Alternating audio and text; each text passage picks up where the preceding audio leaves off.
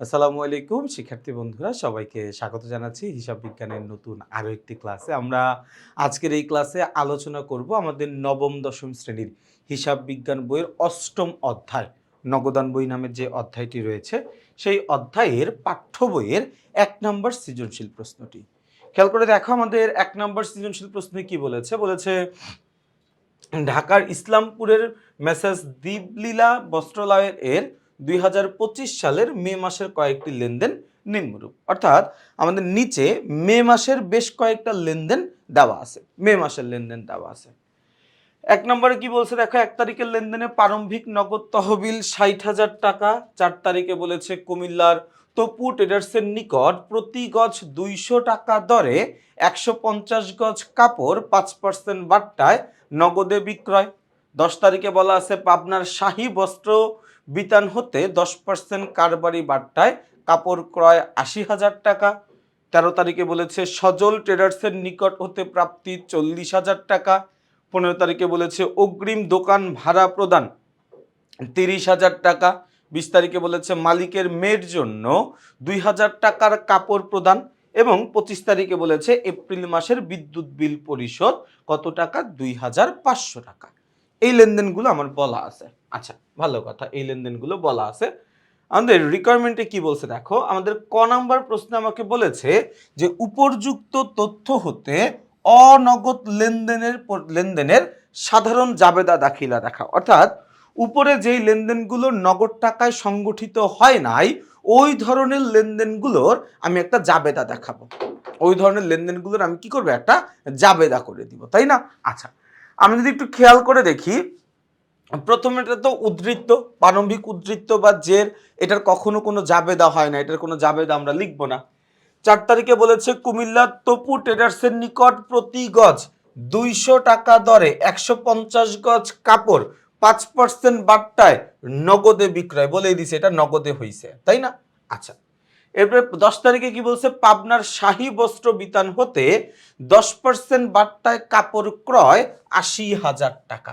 দেখো, আমি ক্রয় করছি ভাইয়া। আমরা সবাই কি জানি, কোনো পণ্যদ্রব্য ক্রয় বিক্রয়ের সময় যদি কোনো ব্যক্তি অথবা কোনো প্রতিষ্ঠানের নাম উল্লেখ করে দেওয়া থাকে, তাহলে ধরেই নিতে হবে লেনদেনটা বাকিতে হয়েছে। আবারও বলছি, কোনো পণ্যদ্রব্য ক্রয় বিক্রয়ের সময় যদি কোনো কিছু উল্লেখ করা নাই, আমি আসলে বুঝতেছি না লেনদেনটা কিভাবে হয়েছে, তাহলে তো আমরা ধরেই নিই লেনদেনটা নগদে হয়েছে। কিন্তু যদি কোনো ব্যক্তির নাম উল্লেখ করা থাকে, তাহলে ধরে নিতে হবে লেনদেনটা বাকিতে হয়েছে। যেমনটা 10 তারিখের লেনদেন আমাকে বলে দিছে পাবনার শাহী বস্ত্র বিতান হতে 10% বাট্টায় কাপড় ক্রয়। পাবনার শাহী বস্ত্র বিতান হতে 10% বাট্টায় কাপড় ক্রয়। 10% বাট্টায় আমি কাপড় ক্রয় করছি কার কাছ থেকে, আপনার শাহী বস্ত্র বিতান হতে। তো যেহেতু ক্রয় করার ক্ষেত্রে ব্যক্তির নাম উল্লেখ করা আছে, ধরেই নিতে হবে লেনদেনটা বাকিতে ক্রয় করা হয়েছে। তাহলে বাকিতে ক্রয় করি আর নগদে ক্রয় করি। ক্রয় করলে আমার ক্রয় হিসাবকে ডেবিট করতে হয়, ক্রয় হিসাব ডেবিট। যেহেতু বাকিতে ক্রয় করেছি, তাহলে এখানে প্রদেয় হিসাবে সৃষ্টি হবে, প্রদেয় শাহী বস্ত্র হিসাব ক্রেডিট। কত টাকা, 80,000 টাকা বলছে, কিন্তু এখানে আবার 10% বাট্টার কথা বলা আছে, তাই না? 80,000 টাকা 10% হচ্ছে 8,000 টাকা। 80,000 টাকার 10% কত, 8,000 টাকা। তাইলে 80,000 টাকা থেকে 8,000 টাকা বাদ দিব, থাকবে কত, 72,000 টাকা। তাই টাকার অঙ্ক হবে কত, টাকার অঙ্ক হবে হচ্ছে 72,000 টাকা। টাকার অঙ্ক হবে কত, 72,000 টাকা। ওকে, গেল এটা। এরপরে দেখো ভাই, এরপরে হচ্ছে 20 তারিখ। 20 তারিখে বলেছে মালিকের মেয়ের জন্য কি বলছে, 2,000 টাকার কাপড় প্রদান। ভাইয়া, প্রতিষ্ঠানটা একটা পোশাক ক্রয় বিক্রয়কারী প্রতিষ্ঠান, আমরা নাম পড়েই বুঝতে পারছি, তাই না? তো এই পোশাক ক্রয় বিক্রয়কারী প্রতিষ্ঠানের মালিক তার মেয়ের জন্য পোশাক নিয়ে গেছে, তাই না? তো মালিক যদি ব্যবসায়ী থেকে কিছু নিয়ে যায়, সেটা আমার জন্য নিঃসন্দেহে একটা উত্তোলন হিসাব। মালিক ব্যবসা থেকে কিছু নিয়ে গেল, অথবা মালিকের জন্য ব্যবসা প্রতিষ্ঠান কোনো খরচ করলো, ওইটাকে আমরা বলি হচ্ছে উত্তোলন হিসাব। এবং উত্তোলন হিসাব সবসময়ই ডেবিট হয়। করলাম উত্তোলন হিসাব ডেবিট।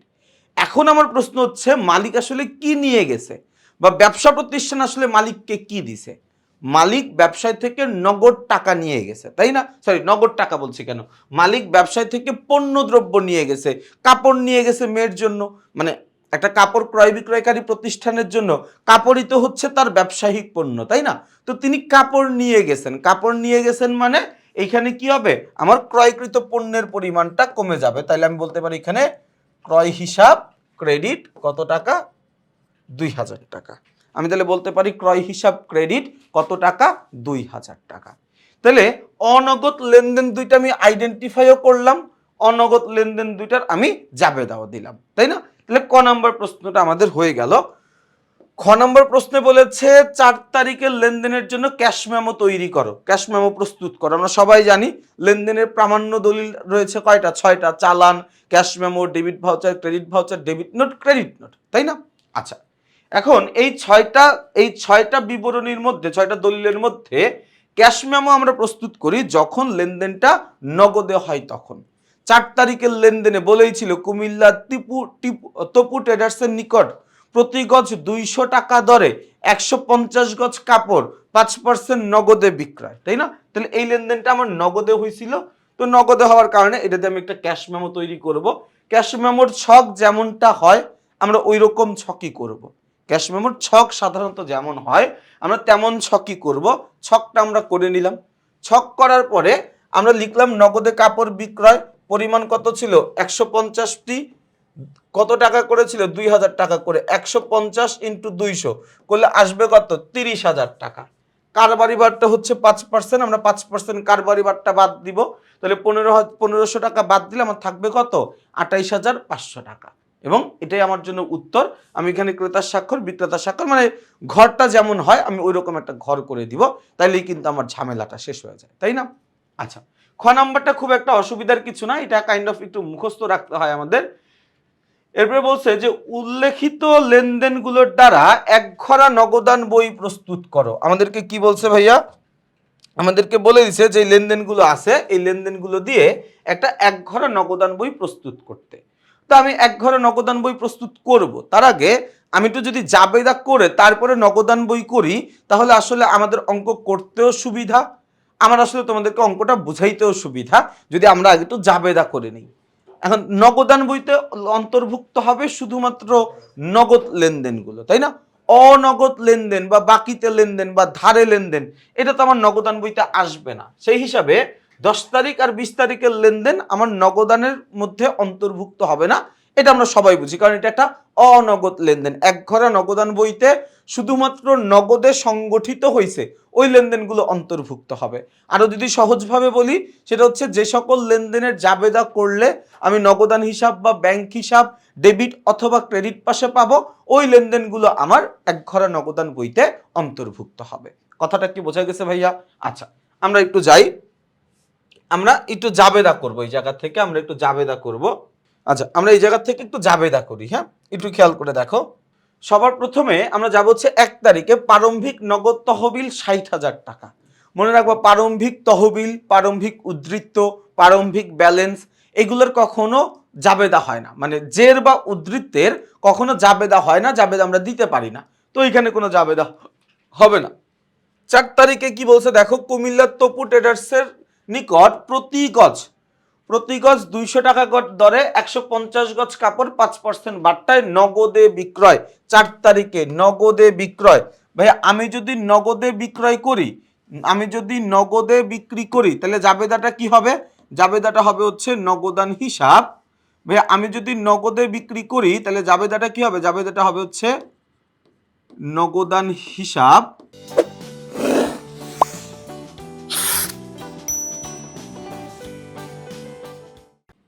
নগদান হিসাব ডেবিট, কেন? তার কারণ আমি বিক্রি করে নগদ টাকা পাইছি, তাই না?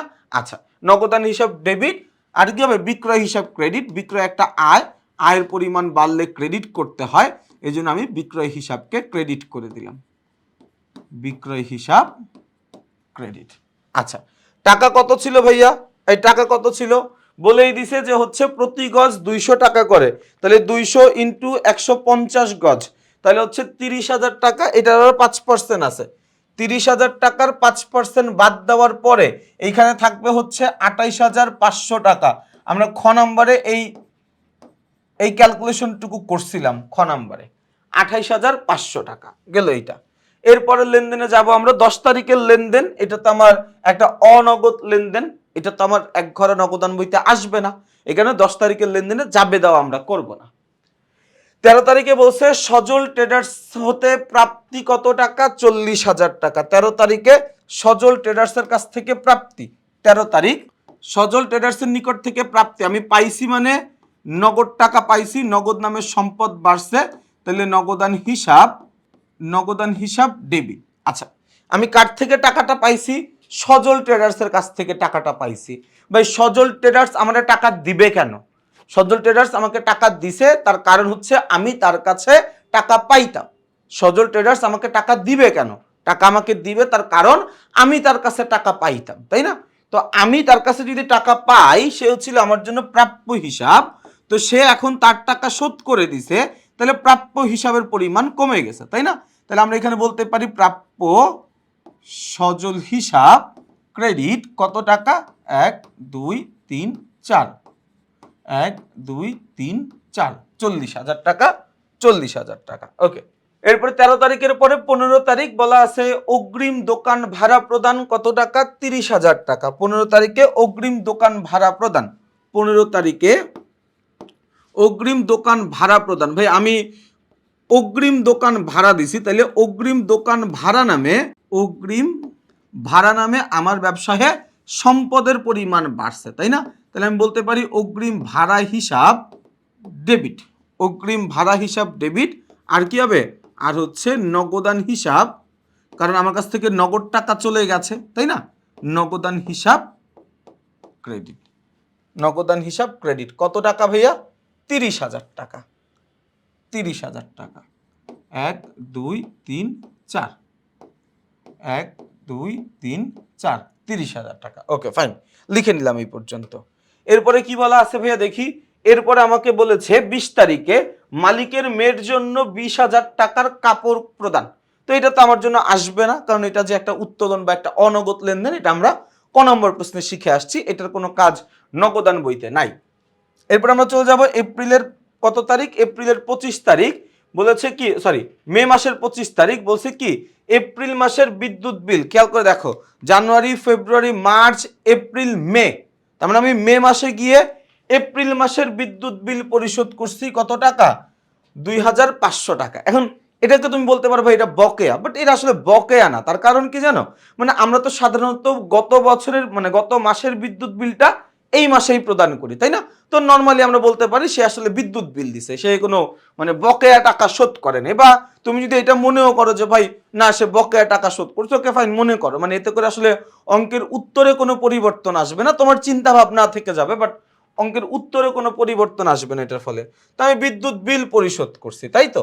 আচ্ছা, কয় তারিখ, 25 তারিখে 2500 টাকা বিদ্যুৎ বিল পরিশোধ।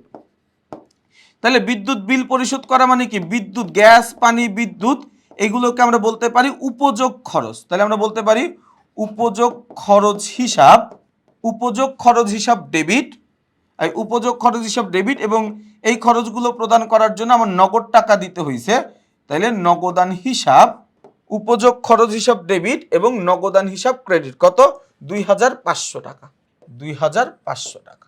ভাই আমার কথাটাকে আমি বুঝাইতে পারলাম? তাহলে আমি কি করলাম, যেই লেনদেনগুলো আমার নগদান বইতে অন্তর্ভুক্ত হবে আমি ওই লেনদেনগুলো জাবেদা করে নিলাম। তার কারণ হচ্ছে আমি যখন জাবেদা থেকে নগদান বই প্রস্তুত করব সেটা আমার জন্য অনেক বেশি সহজ হবে, বুঝাইতেও সহজ হবে, তোমাদের জন্য ওইভাবে অঙ্কটা করতেও অনেক বেশি সহজ হবে। তাহলে জাবেদা থেকে আমরা নগদান বই করব কিভাবে? আমার প্রথম কাজ হচ্ছে এইটা আইডেন্টিফাই করা যে কোন কোন লেনদেনে জাবেদা করার পরে আমি নগদান হিসাব পাইছি। একদম আমরা যে নগদান হিসাবের খতিয়ান প্রস্তুত করেছিলাম না টি ছকে, ঠিক একই নিয়মটা আমরা অনুসরণ করব। এইখানে আমরা একটু খুঁজি যে কোন কোন লেনদেনে জাবেদা করে নগদান হিসাব পাইছি। দেখতে পারতেছি সবগুলা লেনদেনে আমরা নগদান হিসাব পাইছি, তাই না? আচ্ছা, নিয়ম হচ্ছে আমি যেহেতু ছকের উপরে এইখানে নগদান বই কথাটা লিখছি, আমি ছকের ভিতরে কোথাও নগদান হিসাব এই কথাটা ব্যবহার করতে পারবো না। ছকের ভিতরে কোথাও আমি নগদান হিসাব এই শব্দটা ব্যবহার করতে পারবো না, এটার অপোজিট হিসাবটা আমরা ব্যবহার করব। আচ্ছা ভালো কথা, অপোজিট হিসাব ব্যবহার করব। সবার প্রথমে আমরা কি করব ভাইয়া, আমার যেটা ব্যালেন্স বিডি ছিল সেটা আমরা একটু লিখে নিব। এই যে দেখো আমার একটা ব্যালেন্স বিডি ছিল একটা, মানে উদ্ধৃত্ত ছিল যেটা, এই যে প্রারম্ভিক নগদ তহবিল কত টাকা, প্রারম্ভিক নগদ তহবিল 60,000 টাকা। তো আমি সবার প্রথমেই কি করলাম, আমার যে প্রারম্ভিক উদ্ধৃত্তটা ব্যালেন্স বিডিটা 60,000 টাকা, এটা আমি লিখে নিছি এইখানে, এটা আমি এখানে লিখে নিছি। ওকে, নেওয়ার পরে এখন আমি দেখলাম যে এই 4 তারিখের লেনদেনে নগদান হিসাব আছে, তার মানে এই লেনদেনটা আমার একঘরা নগদান বইতে অন্তর্ভুক্ত হবে। কোন পাশে অন্তর্ভুক্ত হবে ভাইয়া, এই যে দেখো ডেবিট পাশে অন্তর্ভুক্ত হবে, তার কারণ নগদান যেই পাশে থাকবে ওই পাশেই আমরা অন্তর্ভুক্ত করব। তো এইখানে নগদান ডেবিট পাশে আছে, আমরা ডেবিট পাশেই অন্তর্ভুক্ত করব। কি নামে অন্তর্ভুক্ত করব ভাইয়া, বিক্রয় হিসাব নামে অন্তর্ভুক্ত করব। কি নামে, বিক্রয় হিসাব নামে। এই যে দেখো এটা হচ্ছে আমার হিসাবের ডেবিট পাশ, আর এটা হচ্ছে আমার হিসাবের ক্রেডিট পাশ। এটা হচ্ছে ডেবিট পাশ আর এটা হচ্ছে কি ক্রেডিট পাশ, তাই না? আচ্ছা, এই যে দেখো আমরা 4 তারিখে লিখলাম বিক্রয় হিসাব কত টাকা, 28,500 টাকা। ওকে, এরপরের লেনদেনে আমরা যাই ভাইয়া। এরপরের লেনদেনে দেখো এই যে আবার নগদান হিসাব আছে, তাহলে এটা আমার একঘরা নগদান বইয়ের খতিয়ানে অন্তর্ভুক্ত হবে। কোন পাশে অন্তর্ভুক্ত হবে ভাইয়া, নগদান যেহেতু ডেবিট পাশে আছে, আমরাও এটাকে ডেবিট পাশেই অন্তর্ভুক্ত করব।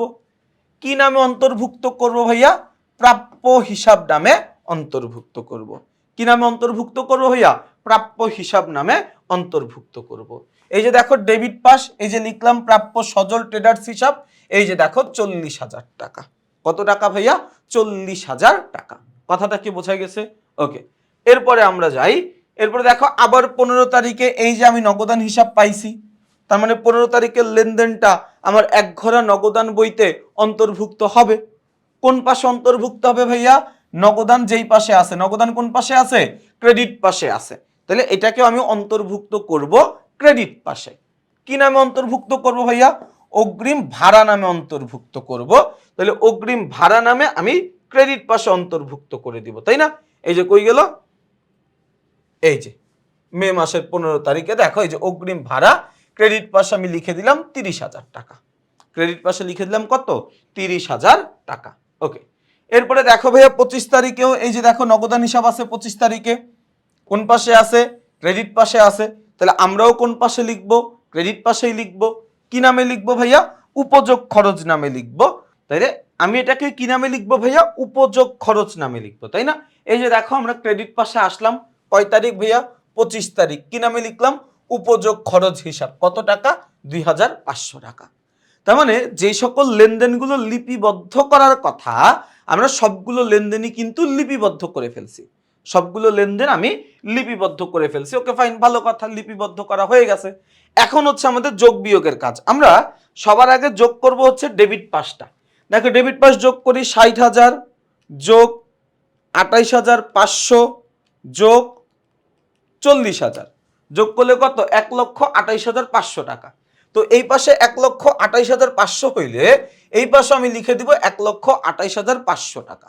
ভালো কথা। ক্রেডিট পাশে কত টাকা কম আছে, 30,000 এবং 2,500। আচ্ছা, ক্রেডিট পাশে টাকা কম আছে হচ্ছে 96,000 টাকা, এবং এই 96,000 টাকার নাম হচ্ছে ব্যালেন্স সিডি। 96,000 টাকার নাম কি, ব্যালেন্স সিডি।